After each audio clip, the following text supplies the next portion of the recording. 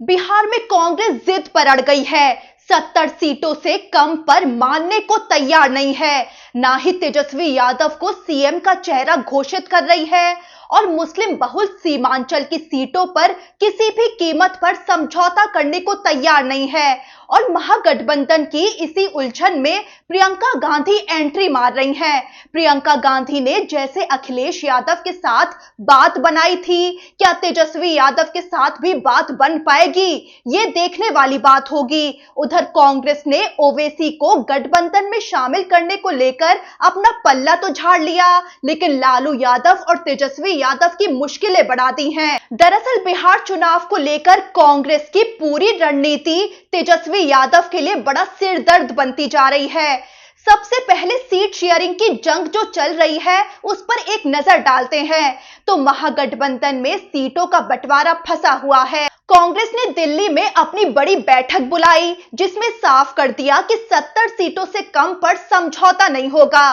कांग्रेस का दावा है कि राहुल गांधी की वोटर अधिकार यात्रा ने बिहार में माहौल बदल दिया है, कार्यकर्ताओं में जोश भर गया है और अब कांग्रेस को मजबूत पोजीशन चाहिए। वहीं आरजेडी इस बार 130 से 140 सीटों पर चुनाव लड़ना चाहती है, लेकिन मुकेश सहनी की एंट्री ने समीकरण को और हिलाया हुआ है। आखिर किसको कितनी सीटें दी जाए, बड़ी माथापच्ची चल रही है। कांग्रेस की जिद, आरजेडी की चाह और छोटे दलों में कितना बंटवारा किया जाए, इस सब से महागठबंधन में सीटों का गणित बिल्कुल उलझा हुआ है। अब आते हैं मुस्लिम बहुल इलाका सीमांचल पर, जहां कांग्रेस का नो कॉम्प्रोमाइज मोड एक्टिव है। कांग्रेस ने इस बार बहुत सोच समझकर अपनी रणनीतिक सीटें चुनी हैं। पार्टी का फोकस है एमडी समीकरण, यानी मुस्लिम दलित वोट बैंक। सीमांचल की सीटों पर कांग्रेस बिल्कुल भी पीछे हटने को तैयार नहीं है। कांग्रेस के 4 में से 3 सांसद इसी इलाके से आते हैं। कटिहार से तारिक अनवर, किशनगंज से डॉक्टर मोहम्मद जावेद और पूर्णिया से पप्पू यादव। यही वजह है कि पार्टी ने सीमांचल की 26 सीटों में से 16 सीटों पर चुनाव लड़ने का दावा ठोक दिया है। कांग्रेस इन सीटों पर किसी कीमत पर समझौता नहीं करना चाहती। कांग्रेस मानती है कि मुस्लिम बहुल सीमांचल इलाका उसके लिए बहुत मुफीद है और यहां से वो अपना राजनीतिक वर्चस्व स्थापित करना चाहती है। अब आते हैं 2020 चुनाव से कांग्रेस ने क्या सबक लिया है और 2025 चुनाव में आरजेडी के सामने जिद पर क्यों अड़ी हुई है। तो आपको याद दिला दें कि 2020 के चुनाव में कांग्रेस ने 70 सीटों पर चुनाव लड़ा था, लेकिन जीती केवल 19 सीटों पर थी।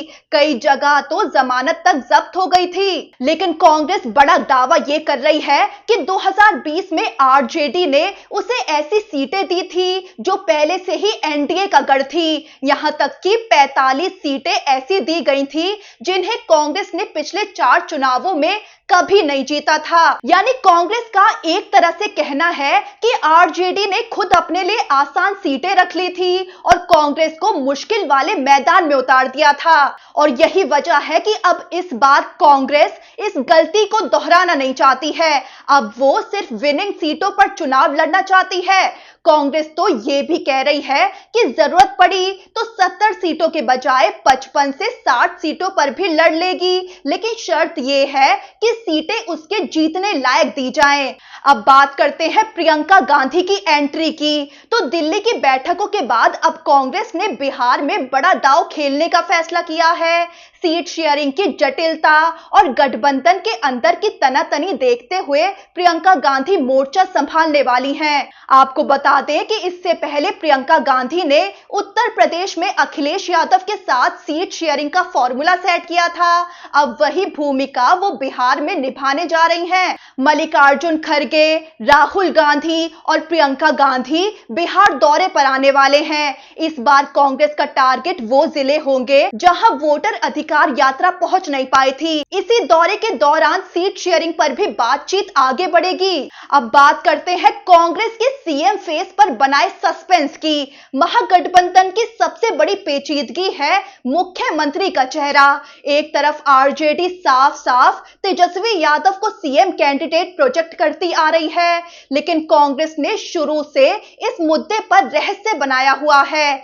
राहुल गांधी और कांग्रेस प्रभारी कृष्णा अल्लावरो दोनों ही बार बार यही कहते नजर आ रहे हैं कि बिहार का सीएम बिहार की जनता तय करेगी। यहां तक कि तेजस्वी यादव तो खुद को बार बार सीएम चेहरा बताते नजर आते हैं, लेकिन जब सवाल उन्हीं के सामने राहुल गांधी से किया गया कि महागठबंधन का सीएम चेहरा कौन है, तो राहुल गांधी ने बात को गोलमोल घुमा दिया। कांग्रेस ना तो तेजस्वी यादव को खुलकर सपोर्ट कर रही है और ना ही किसी और नाम पर राजी है। राजनीतिक जानकार इसे कांग्रेस की प्रेशर पॉलिटिक्स मानते हैं, यानी जब तक कांग्रेस को उसकी मनचाही सीटें नहीं दी जाती तब तक सीएम फेस पर रजामंदी नहीं दी जाएगी। इससे आरजेडी पर प्रेशर बना रहेगा। अब बात करते हैं महागठबंधन में नए साथियों की और ओवैसी को शामिल करने पर कांग्रेस के साफ जवाब की। तो बिहार कांग्रेस प्रभारी अल्लावरो ने संकेत दिए हैं कि झारखंड मुक्ति मोर्चा और पशुपति पारस की पार्टी जैसे नए साथी महागठबंधन में शामिल हो सकते हैं। इस पर सकारात्मक बातचीत चल रही है। क्या असदुद्दीन ओवैसी को भी महागठबंधन में जगह मिलेगी? तो बिहार कांग्रेस प्रभारी अल्लावरो ने साफ कर दिया है कि ओवैसी की पार्टी को लेकर फैसला लालू यादव ही करेंगे।